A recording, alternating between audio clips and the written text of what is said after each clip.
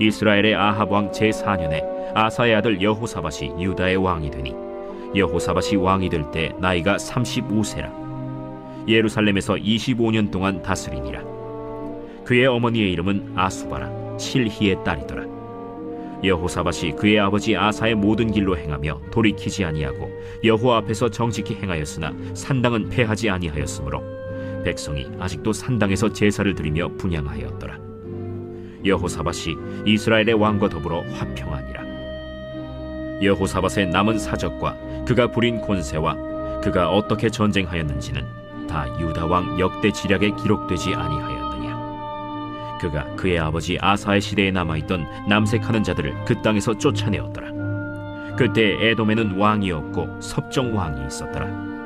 여호사밧이 다시스의 선박을 제조하고 오빌로 금을 구하러 보내려 하였더니 그 배가 에시온 게벨에서 파손하였으므로 가지 못하게 되매 아합의 아들 아하시야가 여호사밧에게 이르되 내 종으로 당신의 종과 함께 배에 가게 하라 하나 여호사밧이 허락하지 아니하였더라. 여호사밧이 그의 조상들과 함께 자매 그의 조상 다윗 성에 그의 조상들과 함께 장사되고 그의 아들 여호람이 대신하여 왕이 되니라. 유다의 여호사밧 왕 제17년에 아합의 아들 아하시야가 사마리아에서 이스라엘의 왕이 되어 2년 동안 이스라엘을 다스리니라.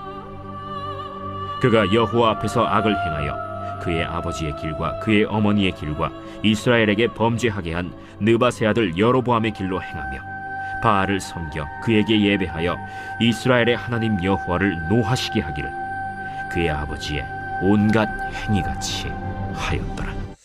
이 열왕기상의 마지막 단락은 남유다 왕 여호사밧과 북이스라엘 왕 아하시야에 대한 말씀입니다. 여호사밧과 아하시야에 대한 하나님의 평가가 완전히 대조적이죠. 한 명은 가지치기가 필요했고 다른 한 명은 방향전환이 필요한 상태였습니다.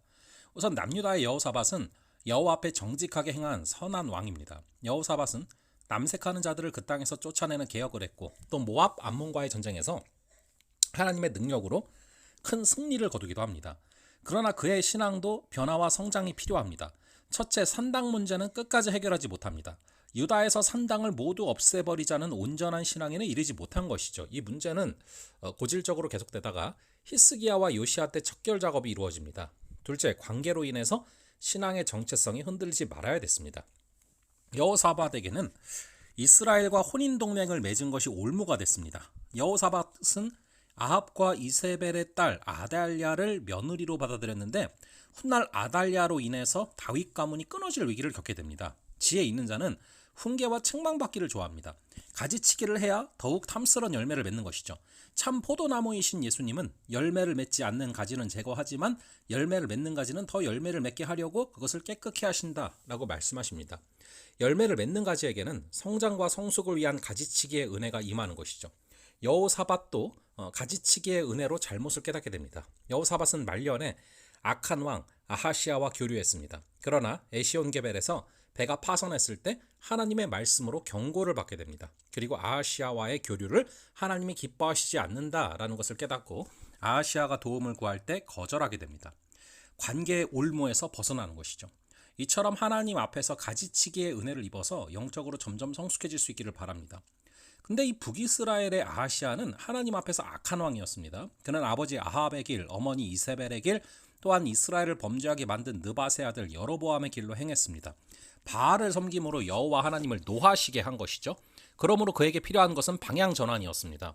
더 나은 지위와 물질과 건강이 그에게는 아무 소용이 없어요. 그가 걸어가고 있는 길이 이미 멸망의 길이고 지옥으로 가는 길을 걷고 있기 때문이죠.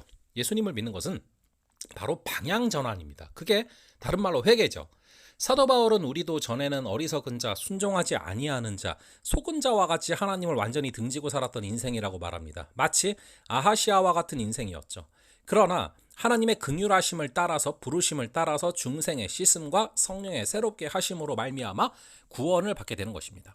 하나님의 부르심 앞에 방향전환, 즉 회개할 때 지옥의 길에서 천국의 길로 인생이 바뀌는 것입니다. 아하시야는 방향전환을 했습니다. 그러나 그는 끝까지 돌이키지 않았습니다. 결국 그는 예후의 손에 비참하게 죽임을 당하게 됩니다. 길을 잘못 들었다면 아무리 뻥 뚫려 보이는 대로가 놓였을지라도 반드시 유턴을 해야 됩니다. 방향 전환을 하지 않으면 돌아설 수가 없는 것이죠. 회개는 천국을 맞이하는 방법입니다. 인생에는 두 종류가 있습니다. 천국의 길을 가는 인생과 지옥의 길을 가는 인생입니다. 지옥행 인생은 속히 방향 전환을 해야 됩니다. 회개가 필요합니다.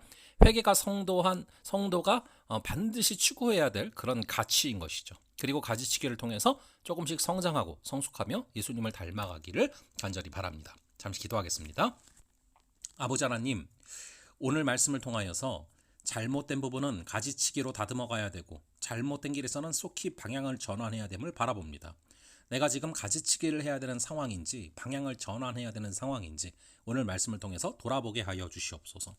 감사드리고 이 모든 말씀을 주 예수 그리스도의 이름으로 기도합니다. 아멘. 그럼 또 다음번에 뵙도록 하겠습니다.